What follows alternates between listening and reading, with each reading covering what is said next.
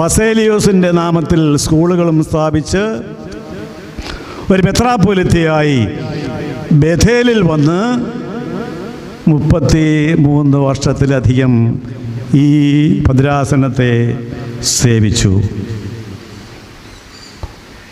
വളരെ ദീർഘദൃഷ്ടിയുള്ള ഒരു മാന്യദേഹമായിരുന്നു അഭിമന്യ തിരുമേനി. ഒത്തിരി കാര്യങ്ങൾ പറയാനുണ്ട്. ഒന്ന് രണ്ട് കാര്യങ്ങൾ ഓർപ്പിക്കട്ടെ. ഈ ഭദ്രാസനം രൂപീകൃതമായ സന്ദർഭത്തിൽ അദ്ദേഹം ഒരു പദ്ധതി അന്ന് നടത്തി. എനിക്ക് ഓർമ്മയുണ്ട്. ഞാൻ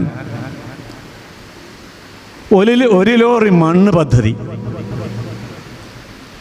ഓർമ്മയുണ്ടായിരിക്കും. ഇതിന് തെക്കുവശം എല്ലാം പുതയൽക്കുളമായിരുന്നു. എൻ്റെ ചെറുപ്പത്തിൽ ഞാനിവിടെ പള്ളിയിൽ വരുമായിരുന്നു.